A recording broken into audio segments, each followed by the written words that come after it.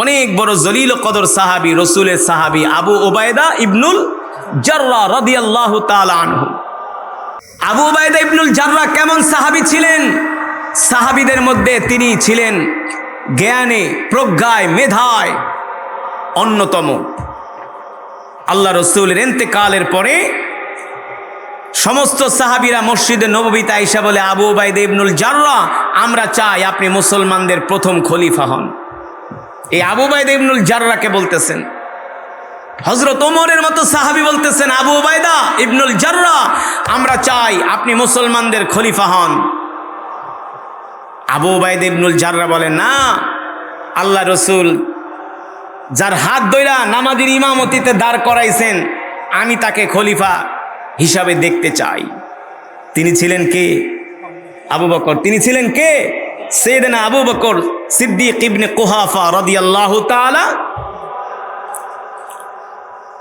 কেমন ছিলেন সাহাবী আবু উবায়দা ইবনুল জাররাহ রাদিয়াল্লাহু তাআলা আনহু?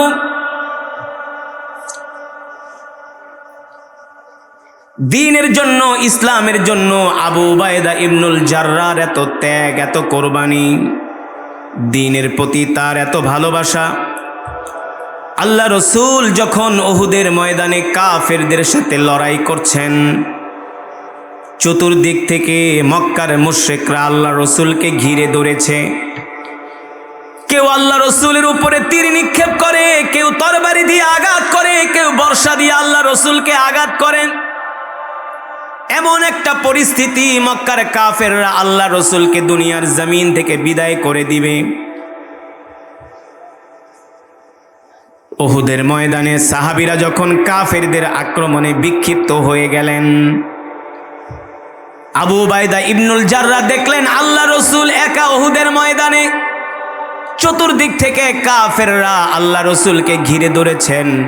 ওই অবস্থায় আবু উবায়দা ইবনুল জাররাহ নিজের জীবন বাজি রেখে উহুদের ময়দানে আল্লাহ রসুলের সামনে এসে আবু উবায়দা ইবনুল জাররাহ আল্লাহ রসুলের জন্য ডাল হয়ে দাঁড়িয়ে গেলেন। আল্লাহ রসুলের গায়ে তরবারির আঘাত লাগতে দেয় না, তীরের আঘাত লাগতে দেয় না। যখন যুদ্ধ থেমে গেল,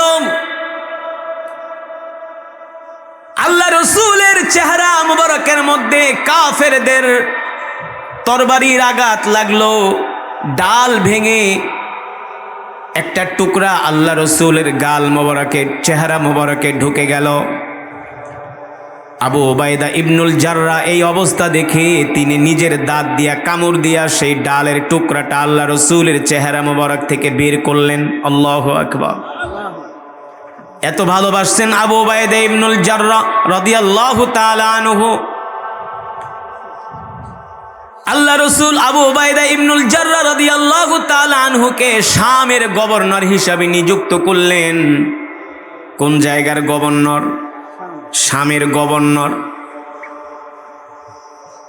আল্লাহ রসুল যেই শামের জন্য দোয়া করেছিলেন, আল্লাহুম্মা বারিক লানা ফি শামিনা ওয়া ফি ইয়ামানিনা, যেই শামের জন্য আল্লাহ রসুল দোয়া করেছেন, ওই শামের গভর্নর হলেন আবু উবায়দা ইবনুল জাররাহ রাদিয়াল্লাহু তাআলা আনহু। আবু উবায়দা ইবনুল জাররাহ শামের গভর্নর। রাত নাই দিন নাই তিনি জনগণের সেবা করছেন, ঘুরে ঘুরে জনগণের দুর্দশা দেখছেন। কিন্তু বর্তমানে যারা ক্ষমতা পায় তারা শুধু চুরি করার ধান্দায় থাকে, ঠিক কিনা বলেন? চুরি করার ধান্দায় থাকে, কিভাবে দেশের অর্থ লুটপাট করা যায়, জনগণের হক কিভাবে মারা যায়, এই ধান্দায় থাকেন। কিন্তু রসুলের সাহাবী আবু উবায়দা কেমন ছিলেন? বাংলাদেশের এমনও এমপি আছে, মন্ত্রী আছে, যারা 5 বছর এমপি মন্ত্রী থাকার পরে তারা 100 কোটি টাকার মালিক হয়ে যায়, ঠিক কিনা? আগে চলতো ভাঙা গাড়িতে, এমপি হওয়ার 5 বছর পরে এখন তার 3-4টা গাড়ি, 3-4টা বাড়ি। কিন্তু আবু উবায়দা ইবনুল জাররাহ শামের গভর্নর, এত বড় পাওয়ারফুল একজন ব্যক্তি। হযরত ওমর ইবনুল খাত্তাব রাদিয়াল্লাহু তাআলা আনহু, তিনি শামে এসলেন। শামের পরিস্থিতি দেখার জন্য। শামে আসার পরে তিনি সিদ্ধান্ত নিলেন, আমাদের ভাই রাসূলের সাহাবী আবু উবাইদা ইবনুল জাররাহ তিনি তো শামের গভর্নর, আমি গভর্নরের সাথে আজকে দেখা করব। হযরত ওমর ইবনুল খাত্তাব রাদিয়াল্লাহু তাআলা আনহু আবু উবাইদা ইবনুল জাররাহর সাথে দেখা করার জন্য তার বাসভবনে আসলেন। কোথায় আসলেন? তার বাসভবনে। হযরত ওমর এসে দেখেন আবু উবাইদা ইবনুল জাররাহ যেই ঘরের ভিতরে বাস করে ওই ঘরটা হলো খেজুর পাতা দিয়া বানানো, খেজুরের পাতা দিয়া ছাউনি দিয়া ঘর বানানো।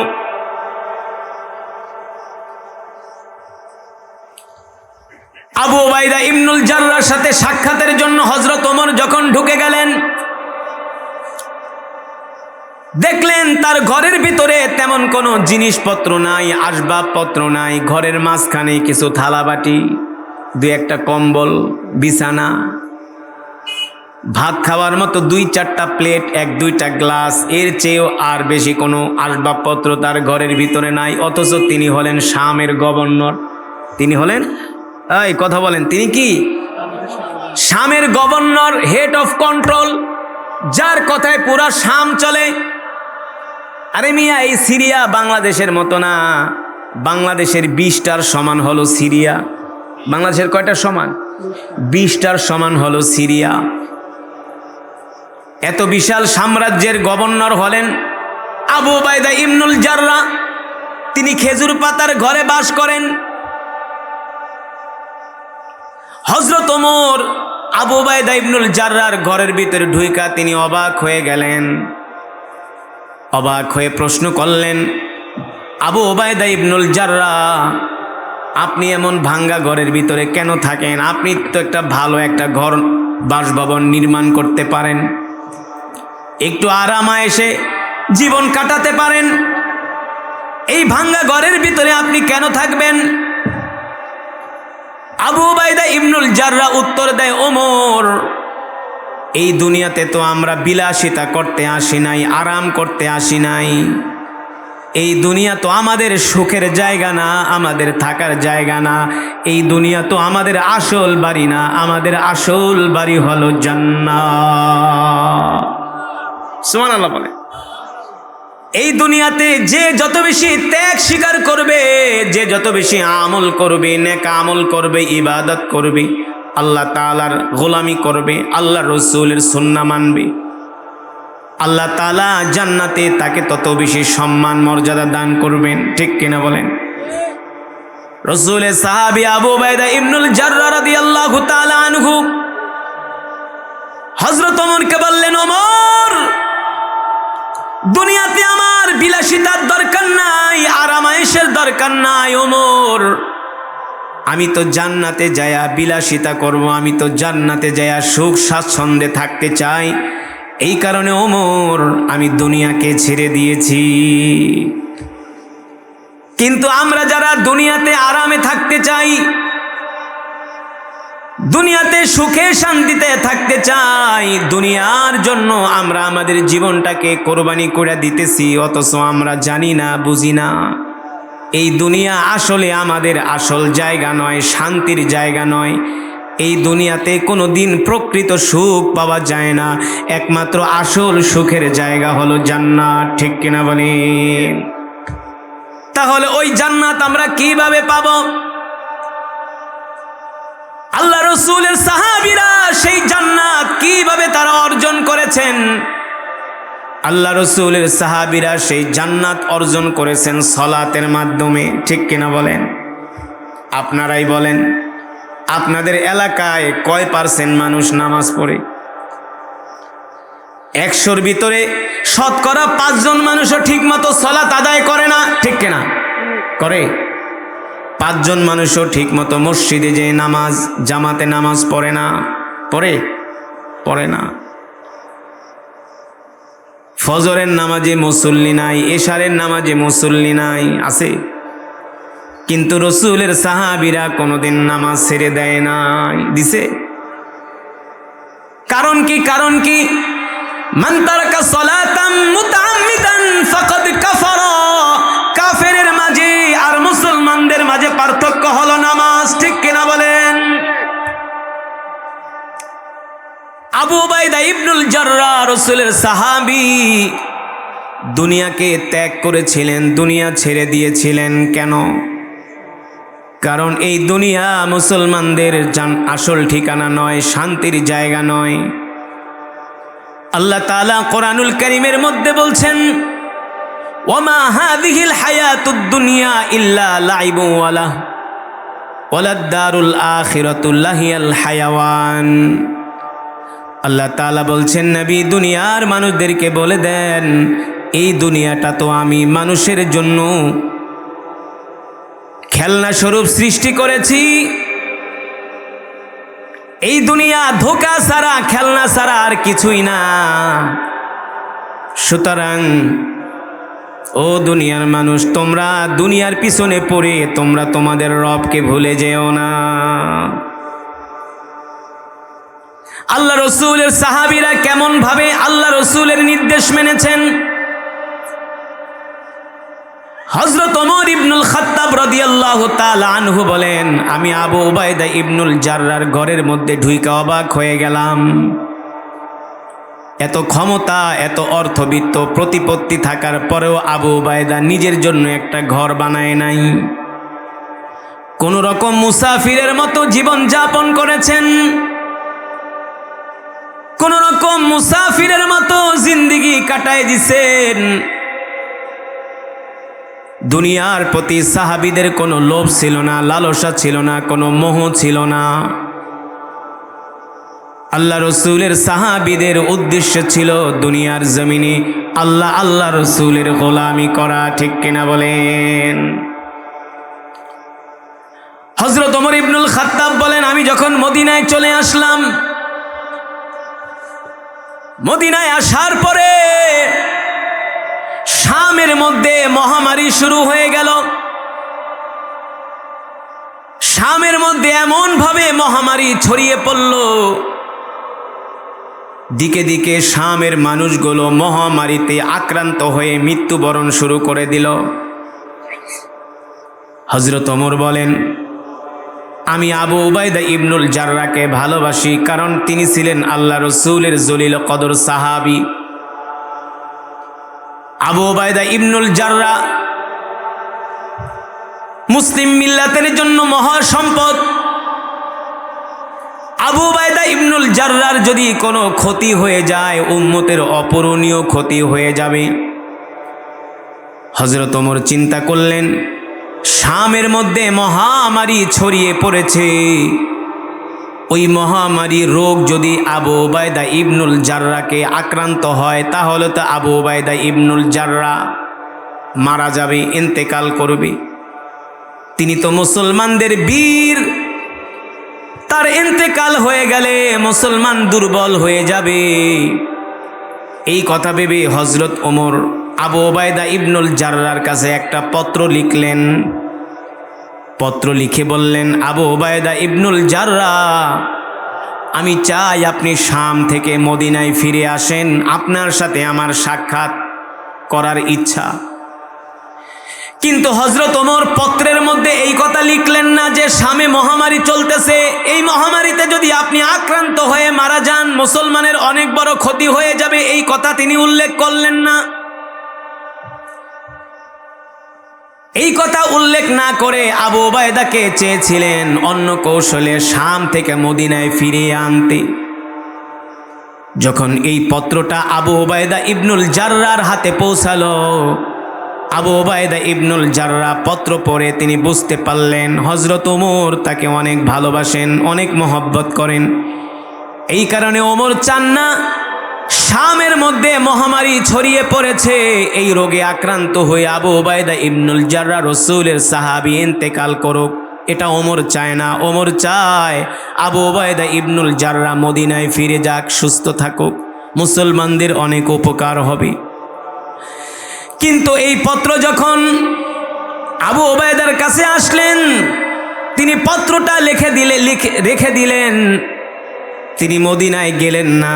আবার কিছুদিন পরে হযরত ওমর আরেকজন পত্রবাহক পাঠালেন মদিনা থেকে। এবার ওই পত্রবাহক এসে আবু ওবায়দা ইবনুল জাররাকে বলতেছেন, আবু ওবায়দা ইবনুল জাররা আমিরুল মুমিনিন আপনাকে নির্দেশ দিয়েছেন আপনি যাতে করে শাম ছেড়ে মদিনায় চলে যান, কারণ এখন শামের মধ্যে যেই মহামারী ছড়িয়ে পড়েছে, এই মহামারীতে যদি আপনি আক্রান্ত হয়ে যান আপনার ইন্তেকাল হয়ে যাবে, আর আপনার ইন্তেকাল হলে মুসলমানদের অপূরণীয় ক্ষতি হবে। হযরত ওমর চায় না আপনার ইন্তেকাল হোক, হযরত ওমর চায় আপনি শাম থেকে মদিনায় চলে যান।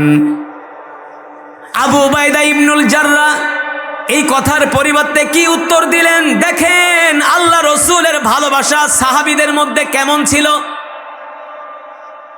আবু উবাইদা ইবনুল জাররা বলে, শোনো পত্রবাহক আমিরুল মুমিনিনকে যে বলবা আমার নবী বলে গিয়েছেন যদি কোনো দেশের মধ্যে মহামারী ছড়িয়ে পড়ে, মহামারী ছড়িয়ে পড়ার পরে আমার রসুল নির্দেশ দিয়েছেন ওই দেশ থেকে যাতে কেউ বের না হয় অথবা ওই দেশে যাতে কেউ না ঢোকে,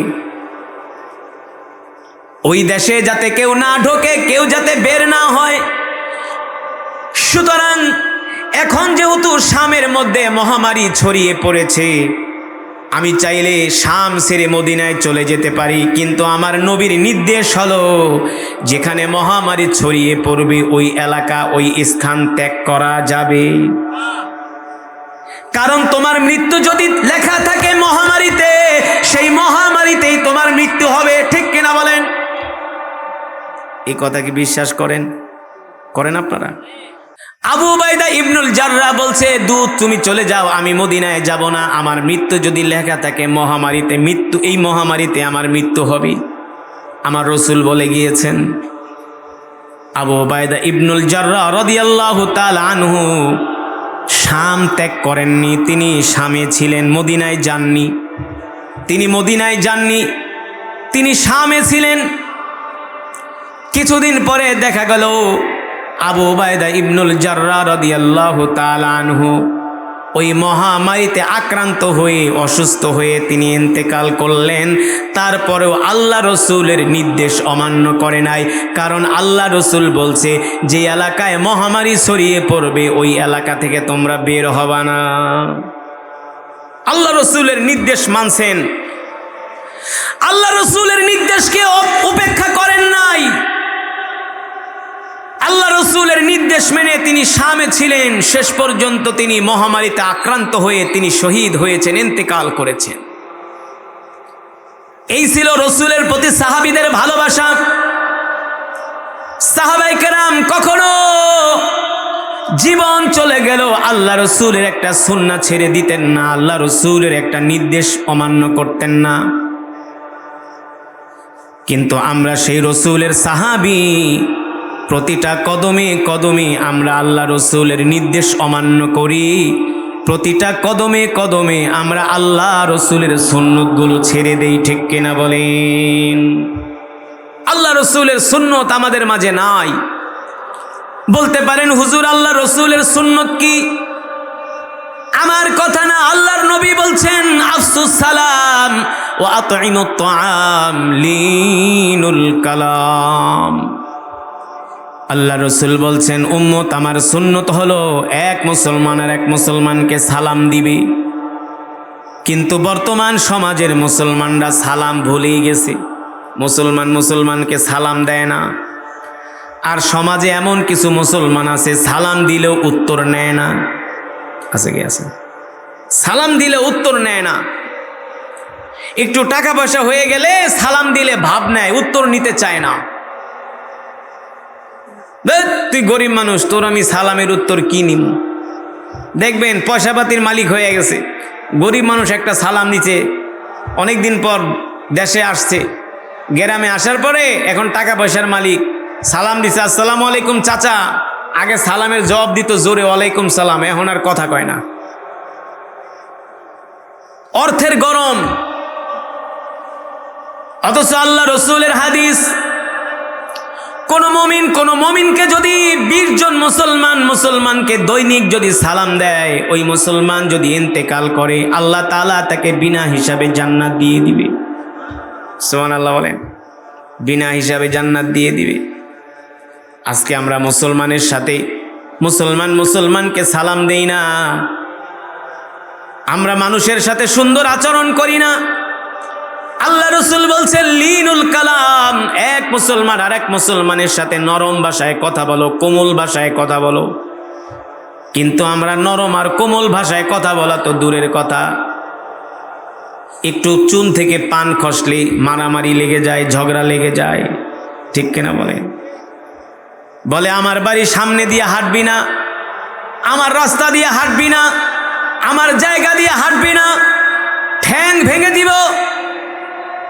ক্ষমতার গরম, অর্থের গরম, অথচ আল্লাহ রাসূল বলছে উম্মত মানুষের মনে কষ্ট দিবা না, মানুষের অন্তরে কষ্ট দিবা না। লিনুল কালাম, মানুষের সাথে নরম ভাষায় কথা বলবা।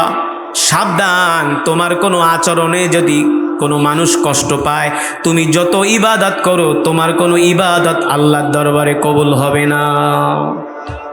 আপনি যদি কোনো মানুষকে কষ্ট দেন, আপনি যদি আপনার কোনো ভাই মুসলিম ভাইকে কষ্ট দেন, যত ইবাদত করেন এই ইবাদত আপনাকে আল্লাহর জান্নাতে নিতে পারবে না, আল্লাহর জান্নাতে নিতে পারবে না। কিছু মানুষ আছে দেখবেন নামাজ ঠিকই পড়ে কিন্তু মানুষের সাথে খারাপ আচরণ করে, আছে না? কর্কশ ভাষায় কথা বলে, ধমক দিয়ে কথা বলে, কথায় কথায় গালি দেয়, কথায় কথায় গালি দেয়, তার সিজদা আল্লাহর দরবারে কবুল হবে না। সিবাবুল মুসলিমি ফুসুকুন ওয়া কিতালুহু কুফরুন, কোন মুসলমানকে গালি দেওয়া ফাসিকি, আর মুসলমানকে হত্যা করা কুফরি। মহান রব্বুল আলামিনের জন্য যিনি আমাদেরকে সৃষ্টি করেছেন, ঠিক কিনা? আল্লাহর বান্দারা, আমাদের হায়াতের মালিককে জোরে বলেন। এই কথাগুলো ঈমানের সাথে সম্পর্ক, এই কথাগুলোর উত্তর আওয়াজ তারাই ঈমানি আওয়াজ দিয়ে দিতে পারবে যাদের ঈমানের পাওয়ার আছে, শক্তি আছে, যাদের ঈমান মজবুত। কারণ এই কথাগুলোর উত্তর দেওয়ার সময় হাদিস শরীফে এসছে শয়তান এসে মুখ চেপে ধরে। শয়তান চায় না আমরা আল্লাহর প্রশংসা করি, ঠিক কিনা? শয়তান চায় আমরা কার প্রশংসা করি? শয়তানের। কার কথা কেনা? শয়তান চায় আমরা শয়তানের প্রশংসা করি, কিন্তু আমরা গোলাম কার? আরে জোরে বলতে হবে, আমরা গোলাম কার? আমরা এক আল্লাহর গোলাম। আল্লাহর গোলামেরা বসে বসে আল্লাহর জবানের কালামের তেলাওয়াত শুনেছে। আসমানের নিচে জমিনের উপরে এর চাইতে আর উত্তম জিকির হতে পারে না, ঠিক কিনা মুসলমান? আমি কোরআনুল কারীম পড়েছি, আপনারা শুনেছেন, এক এক হরফে 10টি করে নেকি পেয়েছেন। সুবহানাল্লাহ বলেন। খুশি নাকি বেজার? শুধু এখানে শেষ নয়, এই মাহফিলে যারা এসছেন এক একজন এক এক খতম করে কোরআনুল কারীমের সওয়াব পেয়েছেন। সবাই মিলে এক খতম না, এক একজন এক এক খতম। মা বোনরাও পেয়েছেন। তাহলে আজকের মাহফিলে কয়েক শত খতমে কোরআনের সওয়াব আল্লাহ আমাদের আমল নামায় দিয়েছে, ঠিক কিনা বলেন? এই মাহফিলে যদি আমরা দোয়া করি, রব আমাদের দোয়া ফিরিয়ে দিতে পারে না ইনশাআল্লাহ। কারণ আপনি আল্লাহ তাআলার সম্বন্ধে যেমন ধারণা করবেন, আল্লাহ তাআলা আপনার সাথে ঠিক তেমন আচরণ করবেন। তো আমি চাই এই মাহফিলের শেষে, মজমার শেষে আমরা একসাথে মোনাজাত দিয়ে বিদায় নিব। রাজি আছেন? রাজি আছেন? এর আগে আমরা কেউ ওঠাউঠি করবেন না তো? কথা বলে না, ওঠাউঠি করবেন? মাত্র 20-25 মিনিট ওয়াজ শোনার ধৈর্য আছে তো? না সেটাও নাই? আছে? মোনাজাত দিয়ে কে কে যাবেন? আল্লাহকে হাত উঠায় দেখেন, একটা আল্লাহকে ডাক দেন, জোরে ডাক দেন, বলেন ইয়া আল্লাহ। এই মিয়া, হৃদয়ের গভীর থেকে ডাক দেন, ইয়া আল্লাহ। আল্লাহ আমাদের গুনাহগুলো মাফ করে দেন, বলি আমিন। আল্লাহ শেষ মোনাজাত দিয়া যাওয়ার তৌফিক দেন। হাত নামান। এই যে হাত উঠাইছেন, আল্লাহ দেখছেন কি দেখছেন না? আল্লাহ দেখছেন, আল্লাহ দেখতেছেন যে আল্লাহ তাআলাকে কতটুকুন ভালোবাসেন। আল্লাহর বান্দারা, আজকে তো আমরা নামে মুসলমান, গরু খাওয়া মুসলমান, মুসলমানের পাওয়ার আমাদের মাঝে নাই, মুসলমানিত্ব আমাদের মাঝে নাই। বাংলাদেশে 95% মুসলমান, কিন্তু তারা নামে মুসলমান, নামে মুসলিম, কিন্তু ইমানের পাওয়ার নাই। যদি ইমানের পাওয়ার থাকতো 95% মুসলমানের দেশে আরো আগেই কোরআনের রাজ কায়েম হয়ে যেত, ঠিক না? কোরআনের রাজ কায়েম হয়ে যেত। মসজিদে আইসা নামাজ ঠিকই পড়ে, কিন্তু আল্লাহর আইন, আল্লাহর বিধানে বিশ্বাস করে না। আছে কি আছে না? নাই। আল্লাহর বিধানে বিশ্বাস করে না। মুসলমান হওয়ার পরেও সে মুরতাদ হয়ে মারা যাবে। ইনিল হুকমু লিল্লাহ, ইনিল হুকমু ইল্লা লিল্লাহ। আল্লাহ তাআলা বলছেন, নবী আপনি বলে দেন আল্লাহর জমিনে একমাত্র আল্লাহর হুকুম চলবে, ঠিক কিনা? আলা লাহুল খালক ওয়াল আমর তাবারাকাল্লাহু রাব্বুল আলামিন। নবী আমার আপনি বলে দেন সৃষ্টি যার, আইন চলবে তার, জমিন যার, বিধান চলবে তার। কার বিধান চলবে? কিন্তু জমিনে বিধান চলে কার? শয়তানের। হযরত সাহাবায়ে কেরাম কেমন ছিলেন? আমরা আল্লাহ রসুলকে মুখে মুখে ভালোবাসি, মিলাদ পড়ার সময় শুধু জিলাপি খাই, এই ভালোবাসি। কিন্তু সাহাবীর আল্লাহ রসুলকে জিলাপি খায়া ভালোবাসে নাই, মিষ্টি খায়া ভালোবাসে নাই, বিরিয়ানি খায়া ভালোবাসে নাই। সাহাবীরা আল্লাহ রসুলকে নিজের জীবন দিয়া ভালোবাসছে, ঠিক কিনা? জীবন দিয়ে ভালোবাসছে, আমাদের মতো মুখে মুখে ভালোবাসে নাই। রসুলের সাহাবীরা কোনোদিন আল্লাহ রসুলের একটা নির্দেশ অমান্য করে নাই, আল্লাহ রসুলের একটা সুন্নাহ ছেড়ে দেয় নাই। আর আমরা প্রতিটা কদমে কদমে আল্লাহ রসুলের সুন্নতকে আমরা দাফন করতেছি, ঠিক কিনা? আমরা কয়জন আল্লাহ রসুলের সুন্নত মানি? কয়জন আমরা মুসলমানকে প্রতিদিন সালাম দেই? কয়জন আমরা দস্তরখানা বিছিয়ে ভাত খাই? কয়জন আমরা ঢিলা কলব ব্যবহার করি? কয়জন আমরা রাস্তা দিয়ে হাঁটার সময় ডান দিক দিয়ে হাঁটি? কয়জন আমরা মানুষের হক আদায় করি? কয়জন আমরা মানুষের সাথে ভালো ব্যবহার করি? কিন্তু সাহাবীরা কি এমন ছিলেন? ছিলেন না। আল্লাহ রসুল যেটা নির্দেশ দিয়েছেন সাহাবীরা জানতেন, আল্লাহ রসুলের এই নির্দেশ মানলে এই দুনিয়ার জমিন থেকে আমাকে শহীদ হতে হবে।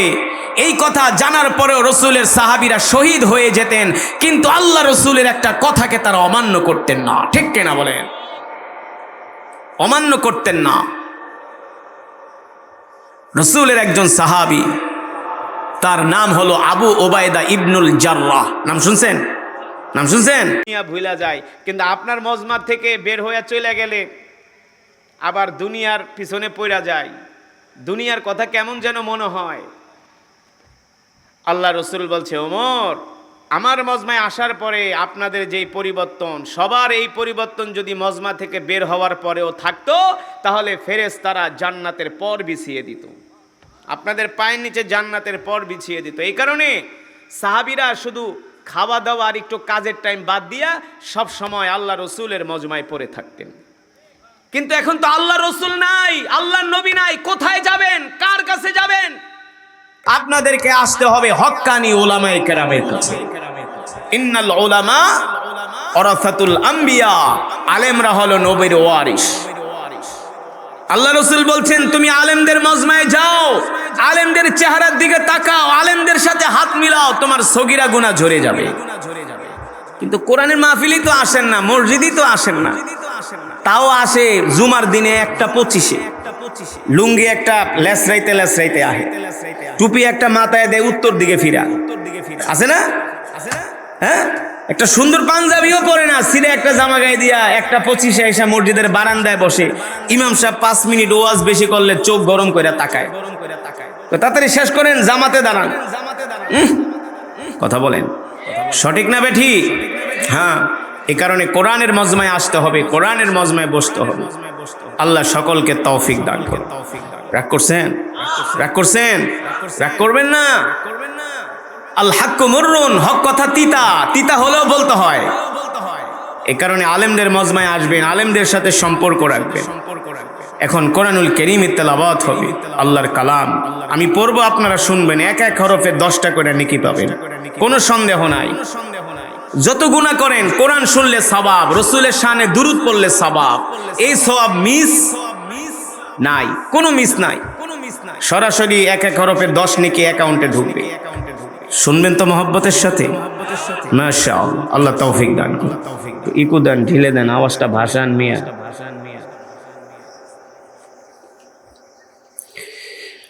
أعوذ بالله من الشيطان الرجيم.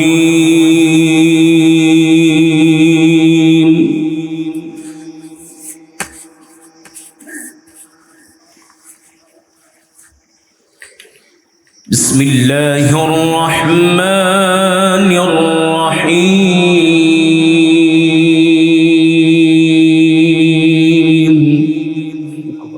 ঢিলে আওয়াজটা ভাসবে, ইকো ঢিলে।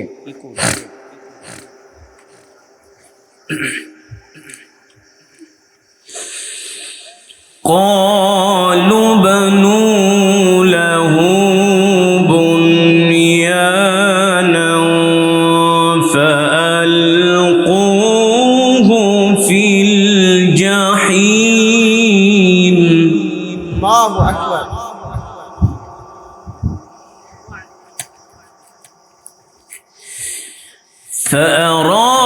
فأرادوا به كيدا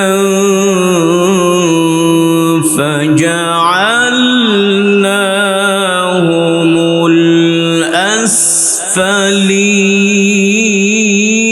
الأسفلين. الله أكبر.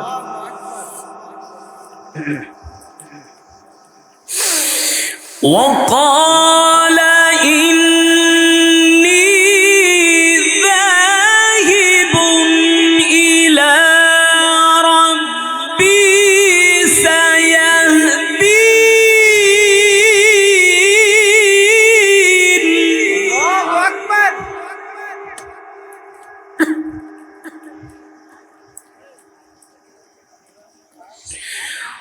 وقال إني ذاهب إلى ربي سيهدين.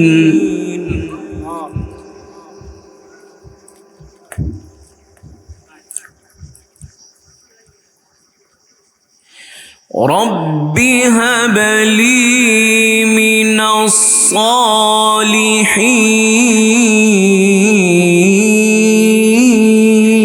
الصالحين. رب هب لي من الصالحين.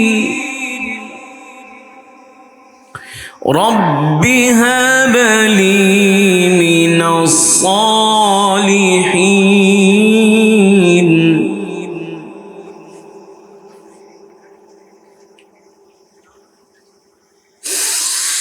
رب هب لي من الصالحين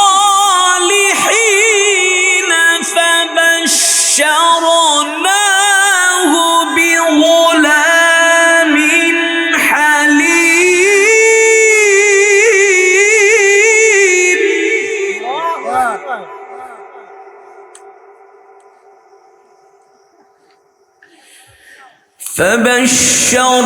فبشرناه بغلام حليم.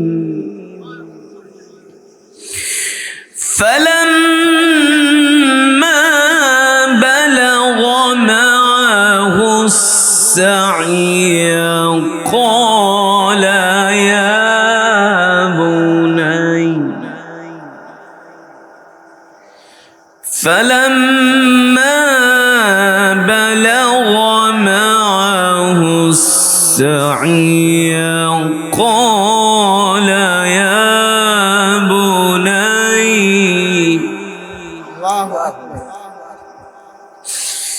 فلما بلغ معه السعي قال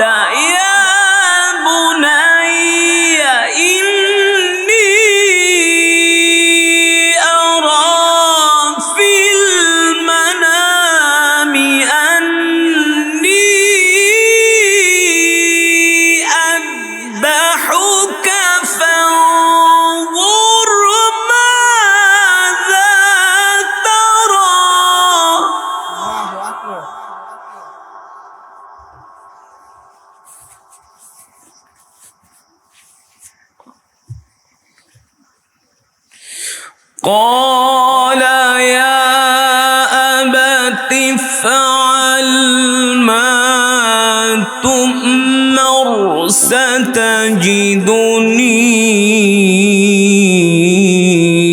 إن شاء الله من الصابرين.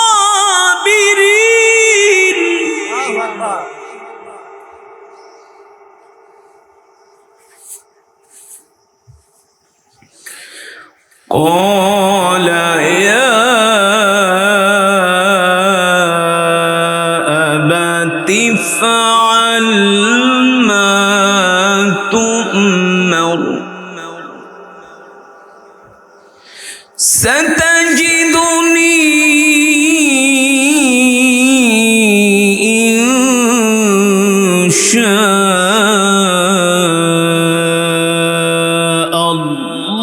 الله من الصابرين.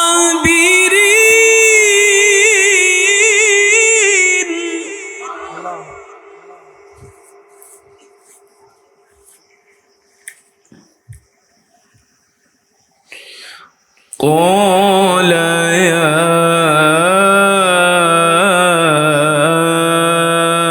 أبت افعل ما تؤمر ستجدني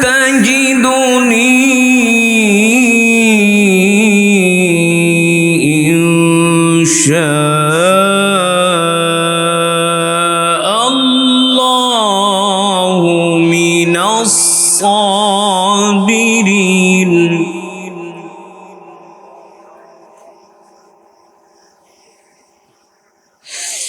قال يا أبت افعل ما تؤمر ستجدني إن شاء الله من الصابرين.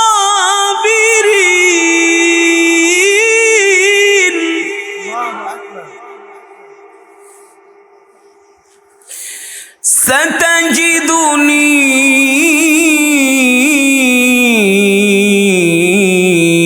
إن شاء الله من الصابرين.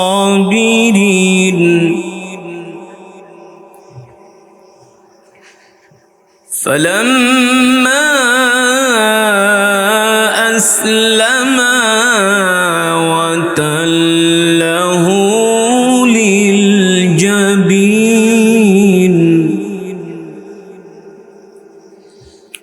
وناديناه أن يا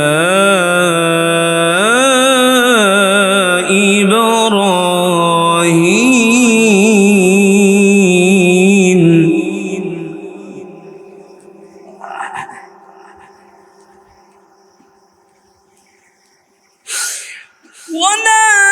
وناديناه أن يا إبراهيم قد صدقت الرؤيا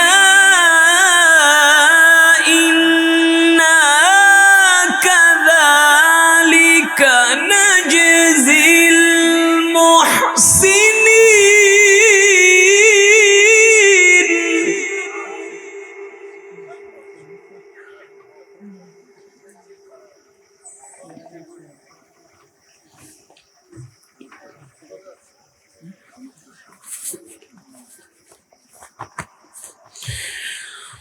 قد صدقت الرؤيا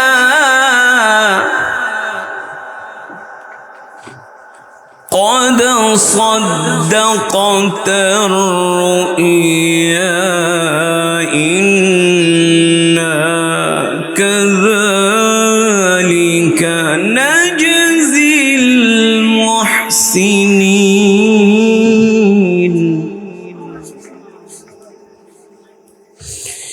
إن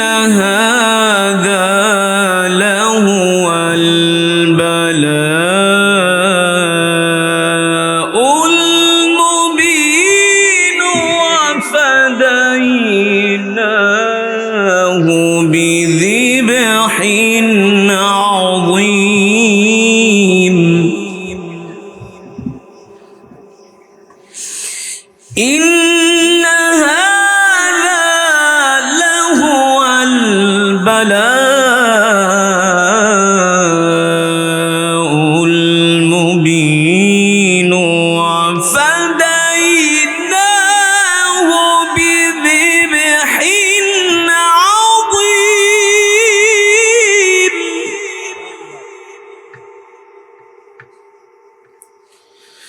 الله أكبر ولله الحمد بسم الله الرحمن الرحيم قل هو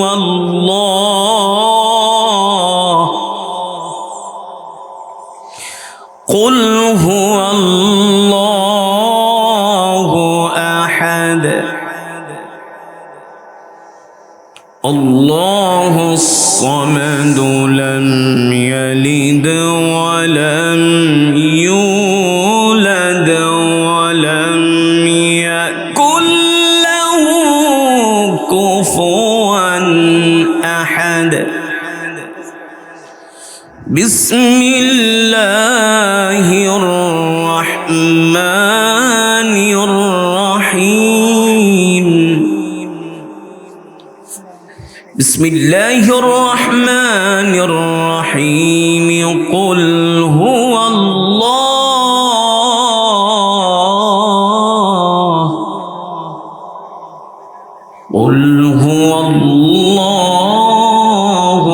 أحد الله الصمد لم يلد ولم يولد ولم يكن له كفوا أحد الله الصمد لم يلد ولم يولد ولم يكن له كفوا أحد بسم الله الرحمن الرحيم قل هو الله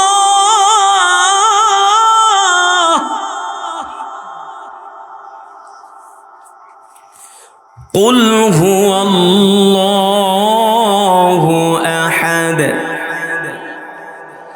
الله الصمد لم يلد ولم يولد ولم يكن له كفوا أحد لم يلد ولم يولد ولم يكن له كفوا أحد صدق الله العلي العظيم